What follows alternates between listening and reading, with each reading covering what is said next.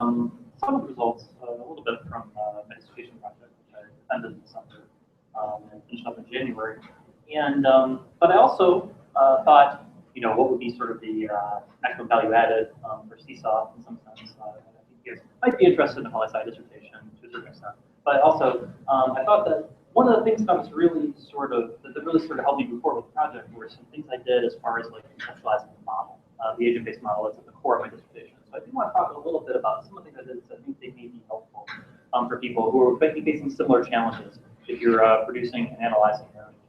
So I gave the little subtitle, not Terry about analyzing an agent-based model. As you guys know, I mean, basically, I agree you with that.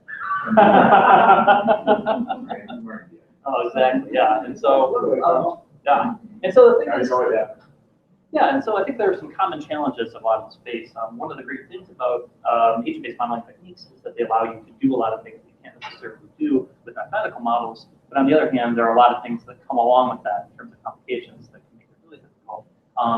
Especially if you're walking in, if you're doing something really sort of, in many ways, that isn't just sort of one step away from a model that you already know in some sense, right? If you're coming into a new model, flying blind. And so, yeah, so I was able to pick up a few things I was able to implement in this model, hoping that they'll end up being useful. So I'll describe those as we go. But first, I'll talk a little bit about the question that was motivating the dissertation. When do electorally marginal legislators who are cross-pressure between their party and their constituents defect from the party line on roll call votes?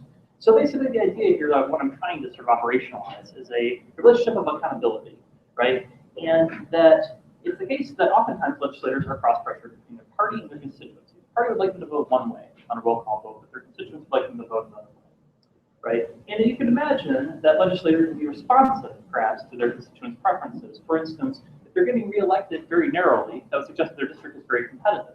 And that means that they may very well want to be a little bit less loyal to the party when it comes to roll call votes. Whereas legislators that are more secure have more slack, right? They come from a district that's pretty solidly Democratic or Republican, right? They don't have to worry so much about someone coming along and defeating them in the general election. And so they can feel free to support the party, even if the votes may not necessarily line up entirely with their constituents' interests. And this is really important for accountability, because parties really structure political conflict in the United States. Even though we have what is understood in a comparative perspective of a relatively weak party system, right? It still is the case that parties serve as really important symbols for electoral accountability. In other words, voters are going to learn a lot about legislators and their own and their reputations, what their ideologies are, what they're going to do in office, based on how closely they're associated with the party. Defecting from the party line or developing a reputation, what we sometimes call being a maverick or a moderate in some sense by voting against your party, what that tells you is that you are sort of distancing yourself from that symbol, right? And these are things that voters have that are readily accessible to them, whereas the details of your legislator's particular ideology or personal policy preferences are not so available. So we're talking about a couple things that you can really anchor yourself. And so how does a legislator navigate that? How strongly do they want to be associated with the party? There's a couple issues with this, right? It would be really sort of convenient if all that was happening was that there was a party agenda and you had to vote for it or you don't, right? Then you could sort of think that, well, they're just sort of calibrating between whether or not they should vote for it more often or less often. The problem is the parties themselves organize legislative activity precisely to induce loyalty to the party line. Okay? So if there's going to be a roll call vote on a matter where you don't think you're going to win, right? If you're the majority party, at least, say in the House, you don't let that vote come to the floor, right? Because that divides your party in a public way, and especially if you think that a majority of your party is going to vote against it. It's very rare, although we've seen some counterexamples very recently with John Boehner and the Republican caucus.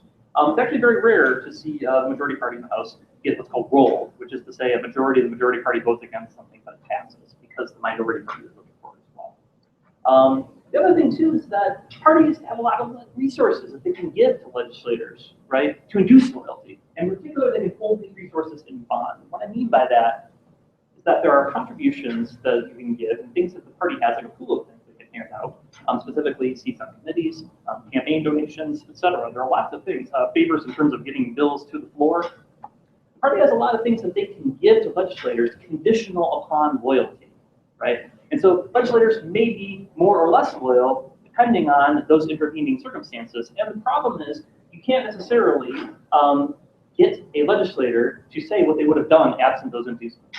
Right? So it would be really nice if I could run an experiment and say, look, everything you just did in the last Congress, I'd like you to go ahead and do that again. But this time your party leaders can't talk to you, right? That way we would have a really nice test, right? In some sense, we would know what the impact of the party was. But they're not they won't let me do that. I didn't even try to get IRB for it. The other thing is that they're not forthcoming about saying that they voted in a way different than they otherwise would have, right? They're always going to say, well, I considered the facts of the legislation, and I, after much deliberation, I decided that my party's position was the right one. That's what happened, right? But you don't really see what happens behind the scenes. The other thing, too, is there's an informational story here as well. Remember, I said that the party, in terms of their ideological reputation, is a pretty available thing for voters, right? They have an idea of what the party stands for. And therefore, when you are standing as a candidate for that party, you kind of have an idea of where that person stands on an ideological spectrum. And if you are otherwise unknown, you may choose to affiliate with the party strongly precisely because the voters are going to punish you for uncertainty. They'd rather know where you stand than have no idea where you stand, right? But voters are risk averse, it should be the case, that there's an informational benefit associated with that. So even if it's more extreme than you think your voters would like, if you could choose between two reputations, I should say, one that's more extreme but more certain, right, and one that's more moderate but less certain, you may very well choose the more extreme reputation when faced with risk-averse voters. And so the case I'm looking at, basically, what I'm trying to figure out is this. So again, to go to the top question, when will these electorally marginal legislators choose the side of their party more often, and will they choose the side of the party less often? Right? And so there are all of these factors going on, both the individual level individual level decisions, and then also party level decisions, both being made at the same time. The case I'm going to look at is the U.S. House since Reconstruction. I chose that because the U.S. House is sort of the archetypal case for studying party loyalty. There was a book, famous book on American political parties by John Aldrich called Why Parties, and then somebody wrote a book about the Senate, for instance, called Why Not Parties, right? Precisely because the Senate is understood to be a place where there's very little party influence. And I chose this Reconstruction because that's really, you can make the case if you look at sort of the historical literature, that's where really the individual electoral connection starts to be forged between legislators and their constituents, right? I mean, prior, and actually even in the early era, just after Reconstruction, you still have weird things going on like party printing ballots. So for instance, until the advent of the Australian ballot in the late 19th century in a lot of states, it was the case that the parties would actually print up ballots in bright colors and hand them out outside the polling place. So when you showed up, right, you would go take either your bright red ballot or your bright green ballot and go put it in there. And it was marked, pre-marked with all the party's candidates. And so there was no question as to who you were voting for, right? And the parties could verify who you were voting for. There's no secret ballot. This is seriously how elections were held for a long time. Well, actually, it's a good question. I couldn't necessarily say how many states had it. I can tell you that it was widespread enough such that when people try to establish this relationship, right, they basically stop, more or less the Reconstruction. This is one of the rationales that's given. Basically, and the Australian ballot was pretty well established, which is a secret ballot, the one we use now. It's pretty well where all the candidates are listed for every office. Yeah, so it has been around. And when I was a kid growing up in Chicago, the aldermen would come to make the rounds. Right.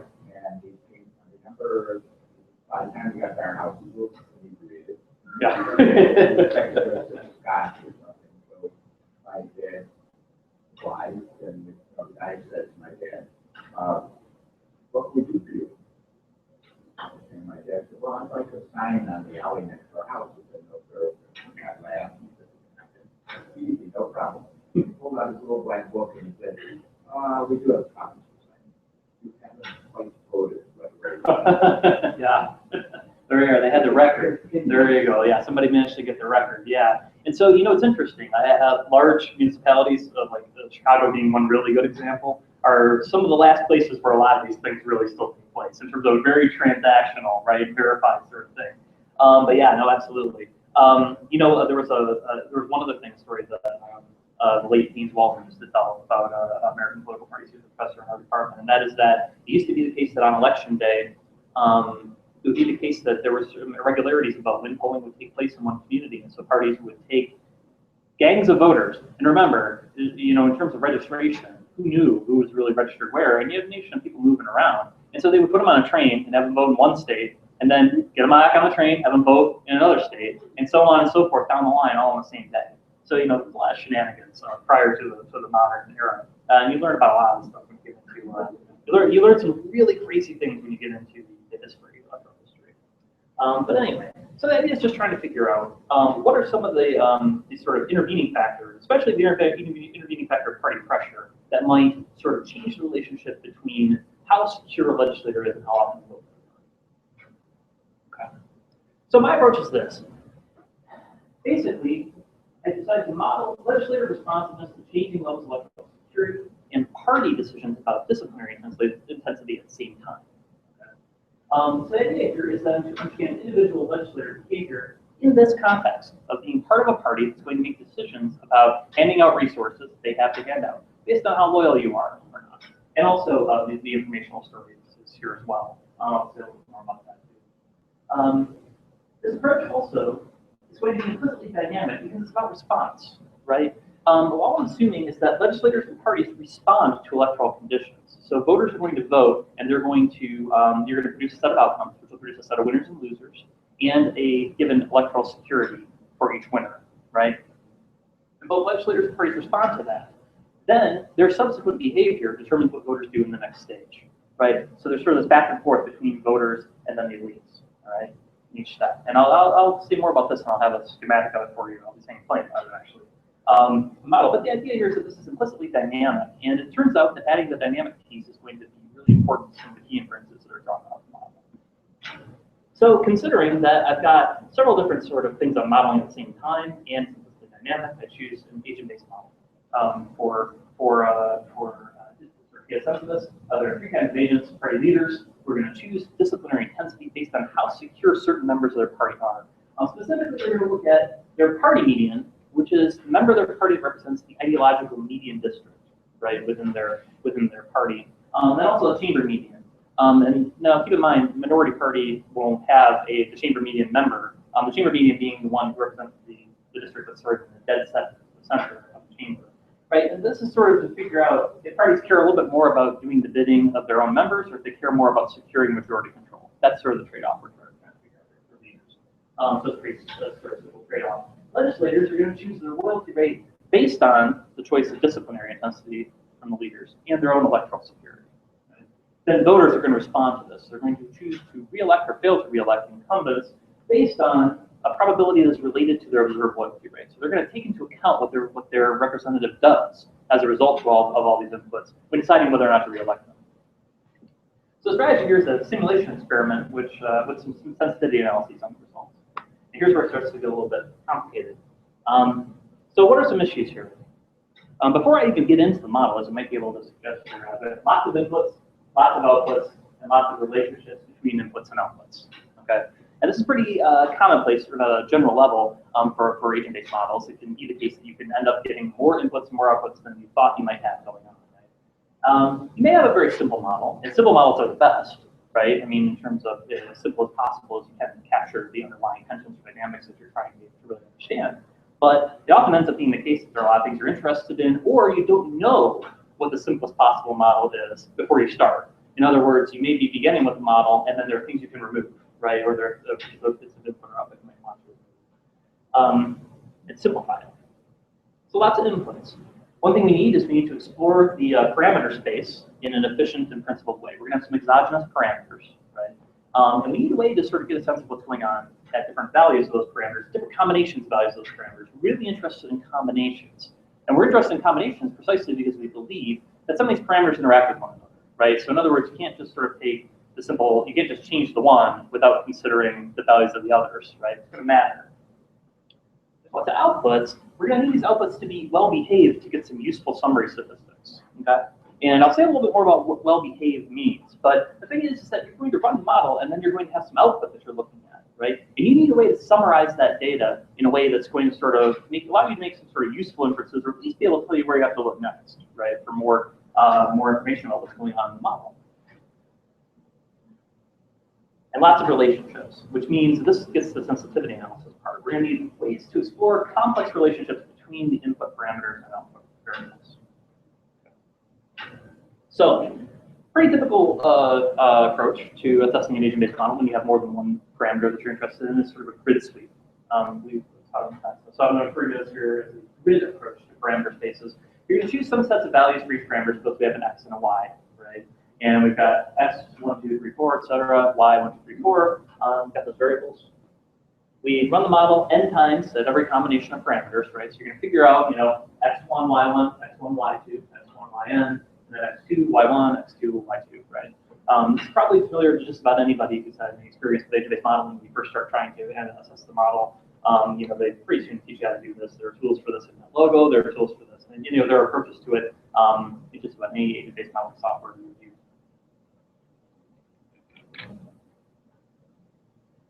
One issue here, though, is that this doesn't scale well for large numbers of parameters.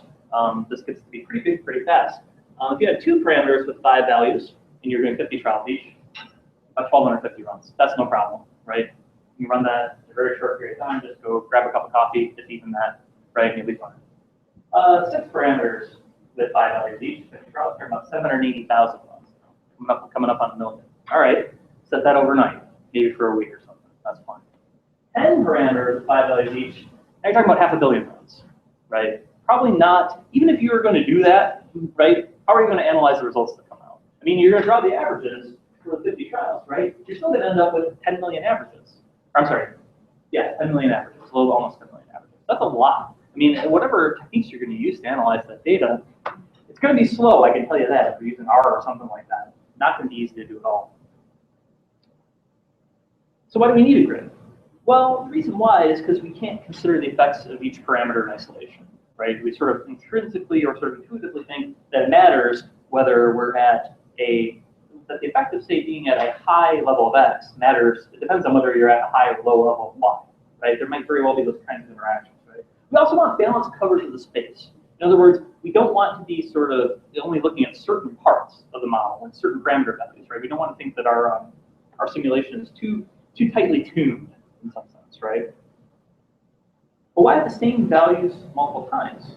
Well, it turns out there are a couple different kinds of uncertainty about the model that why we might want to do this. First, I think the model has stochastic components.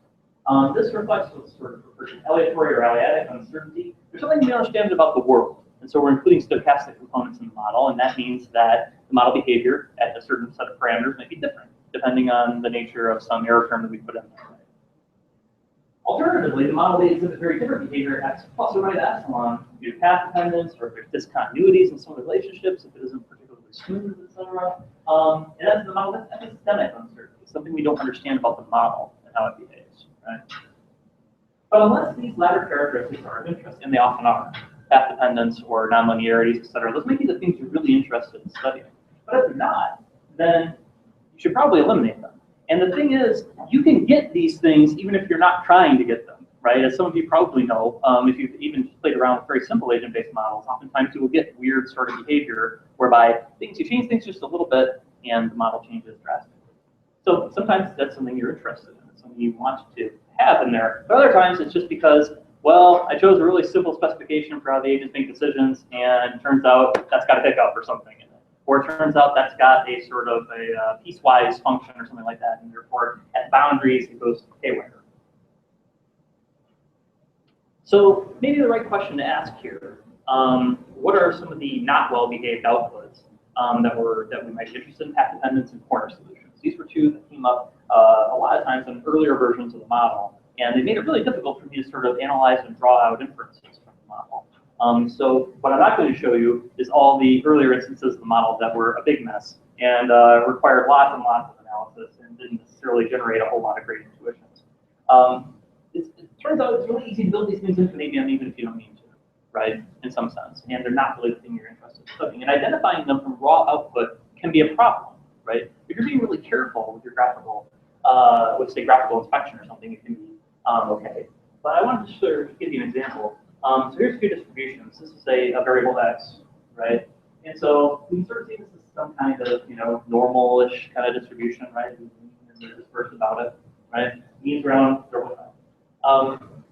This is a different distribution. This is actually a Pareto distribution. It's just the binning is a little bit weird. And so the Pareto distribution goes from 0 to to infinity, that you see that a lot of the punched up in one corner. Right? And notice the scale as well. This is a beta distribution with shape parameters less than 1. You end up getting this sort of high part thing. This could easily be something that was a dependent or has multiple equilibria, that sort of thing. Right? That's the way you make it sort of pushing out to the sides. So what's the issue with these distributions? That's fine. These are all things that you might very well see in your data. Well, the issue is distribution 1 has a mean of 0.5 and a variance of 0.4. So if you were to sum up from that, that's what you're going to get, the mean and variance. Distribution 2 has a mean of 0.5 and a variance of 0.4. And distribution 3 also has a mean of 0.5 and a variance of 0.4. Right? These are really different things that are going on here. And if you're just going to summarize statistics, right, as your first cut, like you could very well miss something that's going on here if you don't understand very much about what's going on with the data. Right? And so if it weren't asking what a mean really means in this situation, for instance, right? I mean, it seems to me your mean is going to be here at 0.5, but really not much of anything's happening at 0.5, right? I mean, what you want to know is it depending this way or depending that way. Right? But from some of the first cuts, some of these means and variances, you're not going to be able to know that. You're going to have to actually go in and inspect all these histograms. So obviously, the first solution is to carefully explore your graphical output. Right? I'm not going to deny that that's the thing that you should do. You should be doing descriptive statistics. You should be doing scatter plots, etc. But still, it can be the case that identifying these things are problems.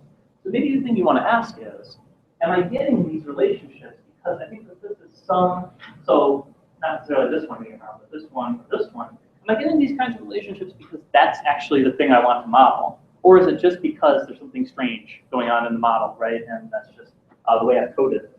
I didn't mean to do it. Okay. If not, then you might want to take some steps to make sure that the model doesn't behave this way. I'm going to talk a little bit about it. So the approach that I took to sort of making the model output well behaved, and actually it has the side effect of making it a lot easier to choose your inputs, too, which I'm talking about, is to conceive of the model as a Markov process, and then understand a particular run of it as a Markov chain, as a one run in a Markov chain, and so you'd be choosing several different values in the experiment. This comes from political scientists like Weber and Ernest Sargenti, their book on party competition, and they point out was that Markov process and therefore discrete time Markov chain has 3 components. Okay, you've got a state space with variables, right, that has some certain number of dimensions. Okay, you've got a transition matrix that tells you what's the probability of going from one state to each other state. And you have an initial state space distribution vector, basically initial conditions. If you got all those things, and in principle, with an ABM you do, right, then you eventually have a Markov process. Right? And those Markov processes can have particular characteristics that are important. I want to talk a little bit about what some of those might be that will help facilitate analysis. So the first thing is Markov process has the Markov property, which is memorylessness. Okay? The conditional probability of the future state will only depend on where you are right now, your current state. Okay? Now, all Markov processes tend toward one stationary state, but that stationary state will be ergodic if the process is also time homogeneous, which means that the probabilities of going from one state to another don't depend on where you're at in the run. Okay? So ergodicity is really a good thing to have, and there are a couple of reasons why it's good. It sort of gives you an intuition. A couple things that go along with ergodicity are being aperiodic, positive, recurrent. The model can go from any state, can get to any state in one step. And positive current means that the expected time to get from one state to another is finite. So you can sort of see where we're going with this. Basically, the model isn't going to get stuck anywhere. Okay, it's basically what we're trying to describe here. Right? You can always get from one spot to the other. Now, it turns out the easiest way to get ergodicity is by adding stochastic elements to your model. The Bayes-based model need not be stochastic. It could be completely deterministic, right, with respect to the initial conditions. But oftentimes we have a stochastic element, and that usually is something that's we sort of think as being a good thing to have in the model, right?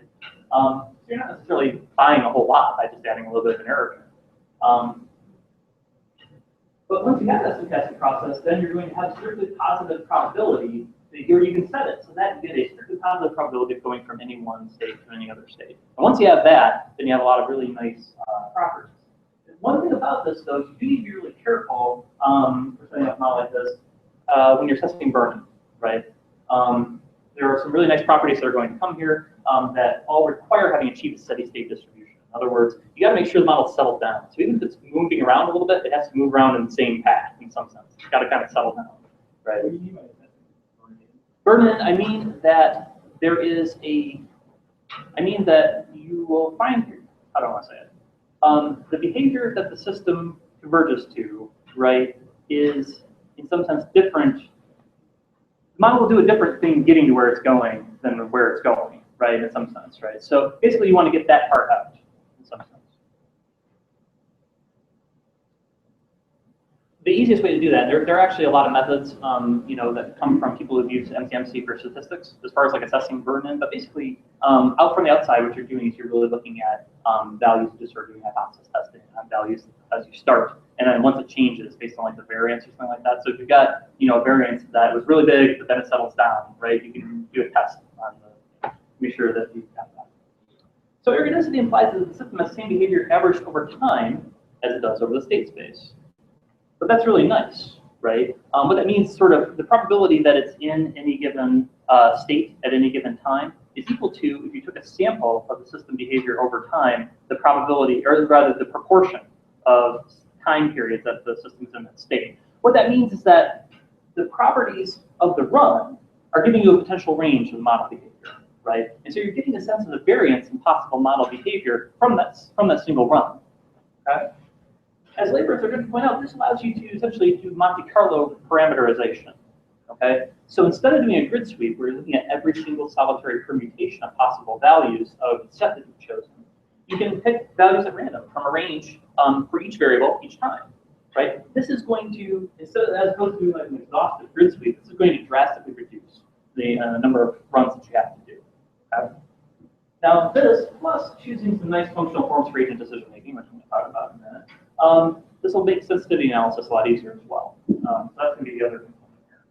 So sensitivity analysis here, what we're going to be doing is basically trying to determine the impact of each individual variable, holding the others constant, right? And so this is kind of like an analog in a mathematical model to comparative statics, if you're used to it. And that's what we want, because that's really good for hypothesis testing. We want to go forward with data.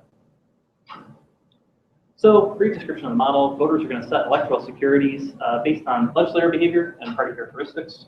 Leaders will set disciplinary intensity, which is a share of a pool of distributed resources held in bond for loyalty, based on their electoral security enjoyed by some of the party members, and legislators are going to set their loyalty based on the electoral security of leaders' choice of disciplinary intensity. That's what I said before.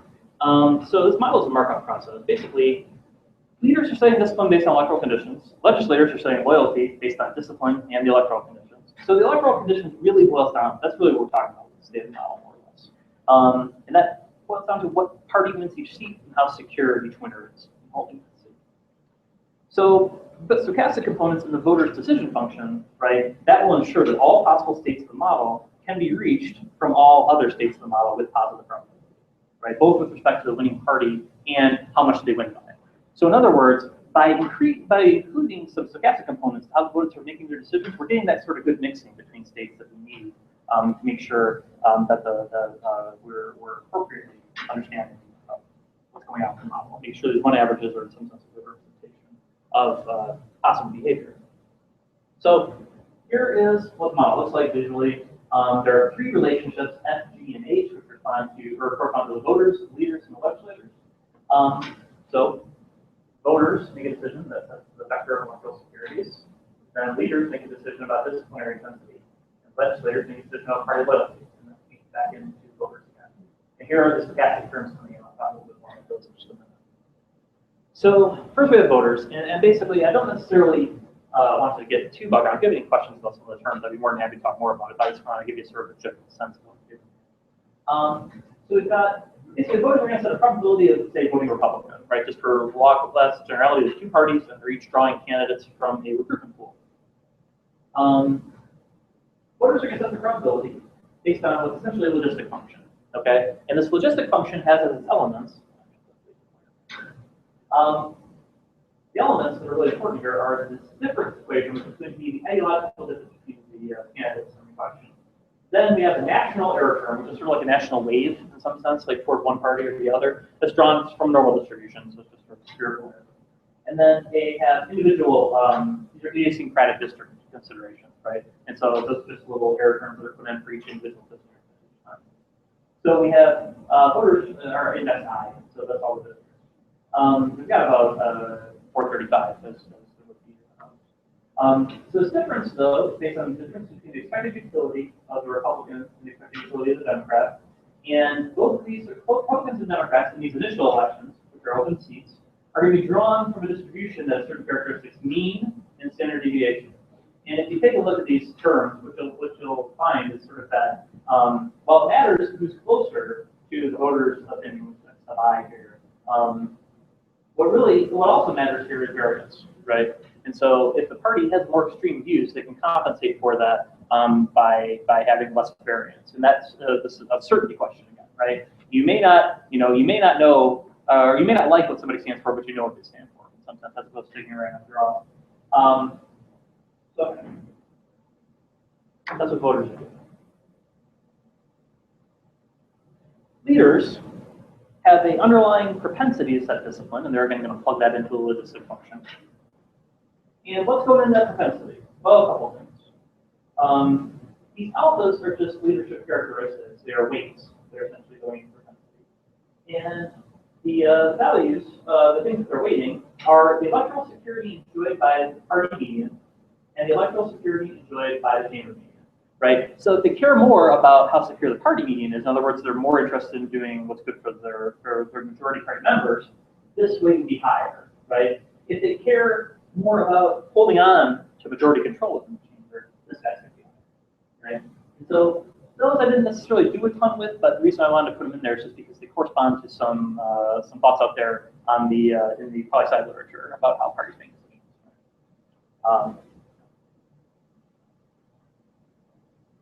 So the last one are legislators, and they again have a propensity score as well. And this is legislator characteristics, once again, a weighting. The first is their probability of re-election. They're interested in this. And then they're also interested in, this is the share of resources. This guy right here is the size of the pool of distributed resources.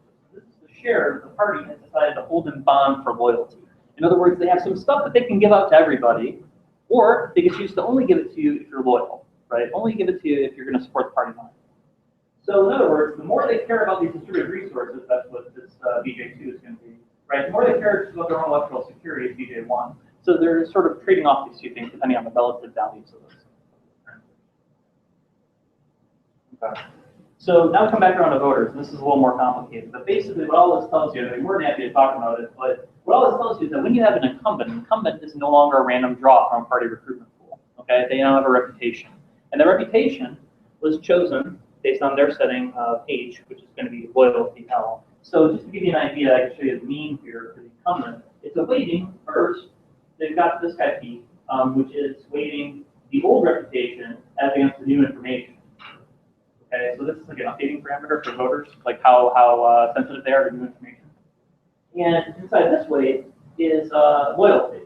Okay, so if I set my loyalty 100%, right, then I can associate it with this party's agenda, and that's set according to an algorithm that nobody has control over, just to reduce the number of agreements. And if the more I affect, the more I'm associated with the status quo policy, which is almost always going to be more moderate. So in other words, this is reflecting that the party is proposing a series of changes to a status quo policy, right? I can either affiliate with the party's proposed change, or I can affiliate with the status quo policy, right? That's really my options are, essentially.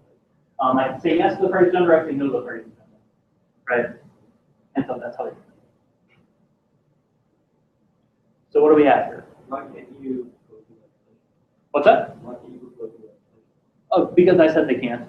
That's really the only reason. Basically, Why did I decide to do that? Well, mainly just to simplify the decision-making function. And also it's the case that there really isn't if it were the case that a legislator, and it is true that legislators can develop their own reputation by proposing their own legislation. Yeah, I mean, so that certainly is true. It is also the case, though, that if that really runs counter to the party's agenda, then they're going to keep it off, unless they're certain that it'll be defeated, right? So you do sometimes see that. I'm basically kind of building in that there aren't a whole lot of majority roles in this model, right? But you do sometimes, actually, I'm sorry, that wouldn't be a majority role. That would still be a majority party line vote, if it were the case. Suppose I propose something my party hates, right? And the thing is, I know they're going to, and I'm in the majority, I know they're all going to vote against it, but maybe the minority party will vote for it, right? Well, maybe they'd let me propose that because they know it'll fail, right? But on the other hand, there's, floor space actually is scarce. And, it is actually the case that, they don't have time to consider everything that they would like to consider. And a lot of legislators, unless they really have an axe to grind, don't necessarily want to propose. They'll sometimes propose amendments on bills that are before the floor on that. But, unless they really have an axe to grind, they can see the writing on the wall. They can see the party's not going to support it, right? Even if the minority party votes for it, doesn't do me much good. So there's just a couple of exogenous parameters of interest. We've got alphas, which are leaders' characteristics, and we've got the party recruitment tools. These are the ones that are most important. Then we have some tuning parameters. We have disturbances. This is about determining the agenda. Don't worry about that too much. The size of the distributed resource pool. Then we've got legislative characteristics, retirement rate row, and voter updating, which is speed. So these are all things that are set from model by model. And as you can see, I've got a fair number of variables. And so that's why this choosing this Markovian approach is really good, as opposed to grid sweeping, because this puts down a lot, basically. Now, I can walk through the model up step by step, and I know we're running out of time. So actually, we're getting right up against it. So I'm just going to go ahead and get to some of the key insights here. The main output variables we're interested in are probably the district votes Republican and the legislative party loyalty rates, and then we're also interested in what connects those two. So sensitivity analysis is sort of methods recommended by Saltelli and Marino. First would be partial rank correlation coefficients and partial rank regression coefficients. I mainly use the latter because they basically do the same thing. Rank-based methods are robust to potential nonlinearities. Just to give you kind of an example of how this works, and this is why I'm doing it. I'm using a bunch of logistic functions, which means I'm going to have all kinds of nonlinearities in terms of some of these outputs. And so, so we have a partial rank regression model. It's basically all the same as your typical the regression models you guys are probably familiar with. That sort of courses in regression analysis. The only difference is instead of minimizing Euclidean distance, choosing the solution is that we minimize these pseudonorms which are based on ranks. So the interpretation is all the same. The interpretation of the parameters is all the same. This is an example from some folks who wrote up some of the methods as to like what these two things will do differently. So if you had normal least squares, right, you're going to fill lines these points. It pulled up a lot that affected you got some sort of weird behavior here in the middle. Whereas the rank-based methods can be a little less sensitive to that. Right, so that's all we're doing here. It's just sort of it's a form of regression. Does that. The key insight that comes out of all of this, actually, it boils down basically to this graph. So when does electoral threat cause legislators to defect? What is the effect of electoral threat on this thing P here, which I'll talk a little bit more about? It's basically party cohesion, more or less. And what happens is, as the party disciplinary intensity increases, at low levels of discipline, electoral threat doesn't have much of actually, it causes the party to even be more cohesive down here. Party sticks together. So this is like the effective party, electoral threat on party cohesion. It gets negative at moderate levels of party disciplinary intensity, and then it gets positive at really high levels. So intuitively, what's going on here is that legislators are first, as party discipline increases, legislators first stick together, right? Even in the face of electoral threat, they all vote with the party together. As their electoral threat increases, though, they start to disperse, which indicates that individual members are voting with the party less often, right? In other words, people are using this sort of insulation strategy whereby I respond to electoral threat, I respond to reduced margins of re-election by voting with the party less often. Something weird happens here, though, and that is it becomes positive at the end. So this was sort of one of the sort of key findings here is what's going on here? What happened? Like, why is it that they first respond to party disciplinary intensity by defecting from the party line, and then they change course here? Well, a lot of things could be happening, right? Maybe party discipline is just more effective when it's higher, right? And so it's finally just kicking in. That's one possibility. But actually, it turns out that's not what's going on. What is going on, and so is that basically when cross-pressured moderates face really high levels of intensity, they get beat. They get put in a no-win situation, essentially. And that means they're not there anymore. They get removed from the sample. And so the remaining members are much more cohesive, right? So that's sort of the dynamic component in the sense here that members have to be able to survive to be able to vote against their party, right? And if they don't, then the ones who do survive are going to be the ones who do vote against their party. By the way, I should say this is all just from, obviously without loss of generality, these are all just results for Republicans. It's symmetric for the parties because I said the parties to be symmetric. Basically, as the variance in electoral strength goes up, the mean price goes up. This is where the strongest cross pressure is. What these tell us, the blue are the most secure members in terms of, or where we see the lowest incumbent defeat rate. And this is where we see higher incumbent defeat rates. You can see that as you go from sort of low variance in electoral security, low price discipline, to this high regime, you go from not having many defeats to having lots of defeats. The same thing is true with variation in tenure. In other words, the more variation you see in tenure, it's being driven by members losing. So basically, you're definitely seeing the case that cross-pressure members are getting kicked out, essentially. Well, that leads to an interesting implication. It shows the importance of the dynamic perspective because you have to be able to survive. Legislators have to be able to survive to be able to continue to pass votes. It also tells us the need to estimate individual responsiveness to electoral conditions in partisan context, which means that the party is doing some things that are going to affect the dispersion of party unity rates. So it's also the case that legislator responsiveness, the degree to which they are responsive, will be conditional both on the intensity of cross pressure and also their tenure, have they survived or not. So in other words, if we do see members who consistently vote with the party not very often, is that because they've just been around for a long time and they can afford it? And remember, there's an uncertainty story here that's going on, so those members are likely to have developed a legislative reputation that's very clear. Okay? So basically, there's a sense in which there are sort of two paths to representation. If members are not able to adapt to what their constituents want, then they can kick out. Where adaptation fails, that's where replacement begins. Okay? So there's sort of twin pathways of democratic accountability.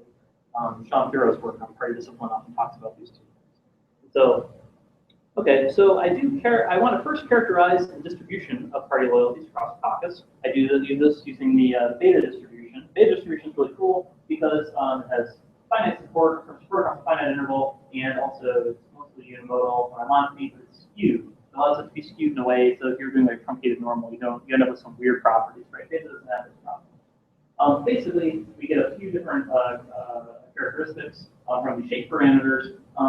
Basically, we can plug a mean and a dispersion from that at different values.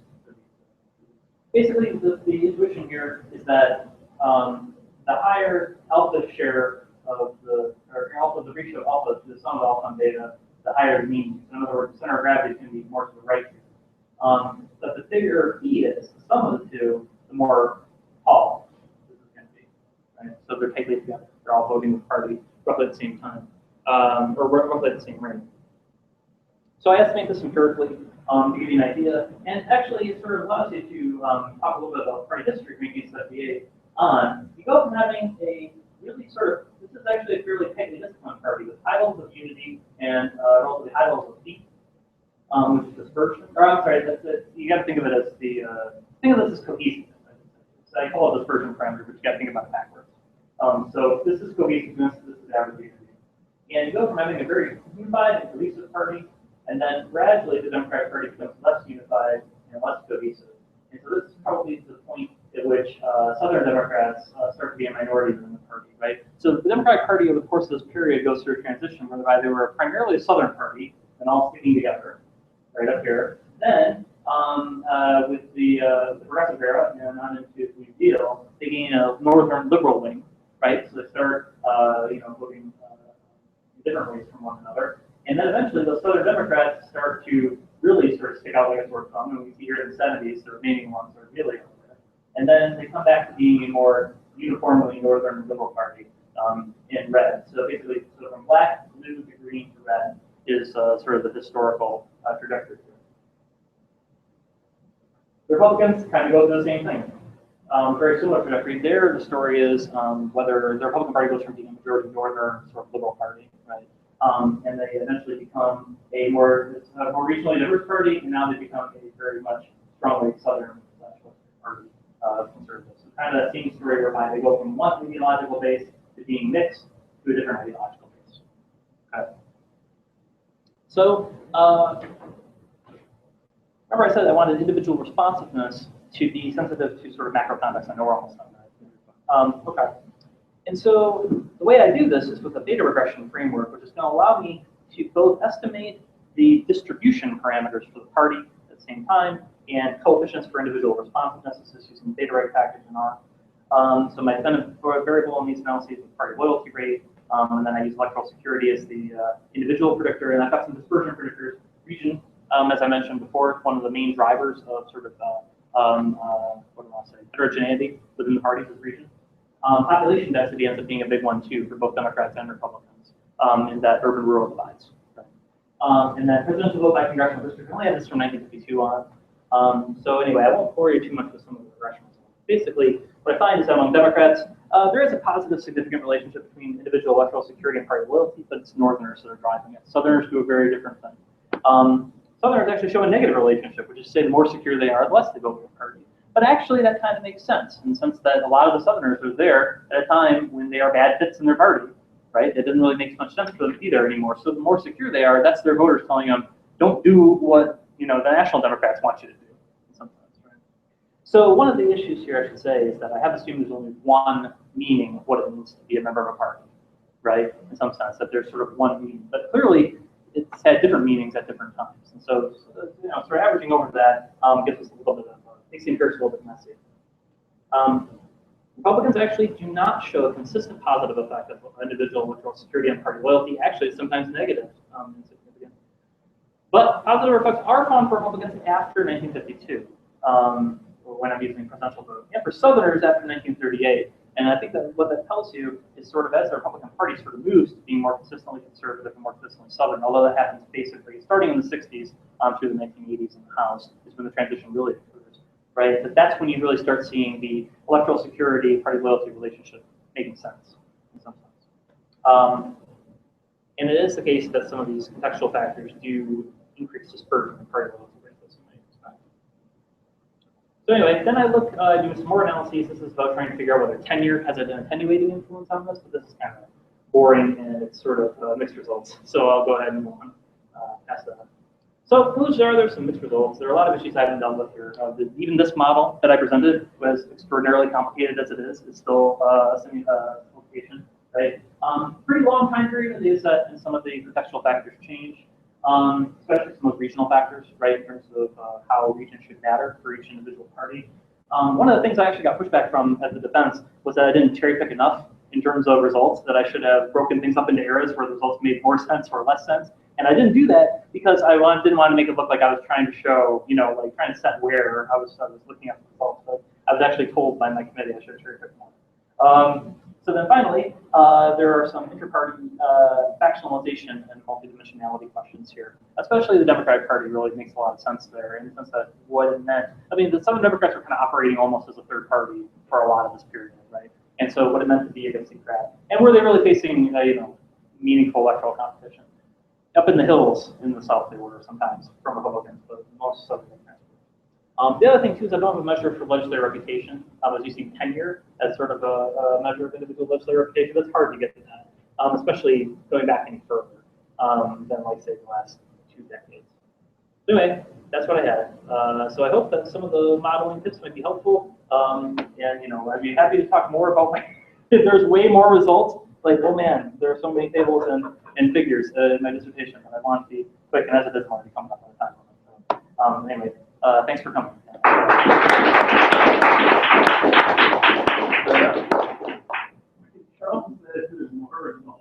There are more results. Oh yeah, there are more results, yeah. And so, one of the things I did in the modeling chapter was I walked through each step, and I tried to talk about how each individual endogenous quantity was a function of the parameters, etc. I could have done that, but then I would have been talking even longer here. So this is kind of a lot as it is. But like I said, I hope some of that's a little bit helpful. Does anybody have any questions? All right, sure, sounds good. All right. So, very good. Thank you, Dr. Doriean. Thank you. We're head upstairs. Oh, yeah. We got to clear out right away. Hey, Charles? Yeah. Email me. I need to talk to you about something. All right, we'll do it. Yep. Yeah, we're just going to go upstairs and that's what I'm talking. So when I saw that graph about like higher intensity equals like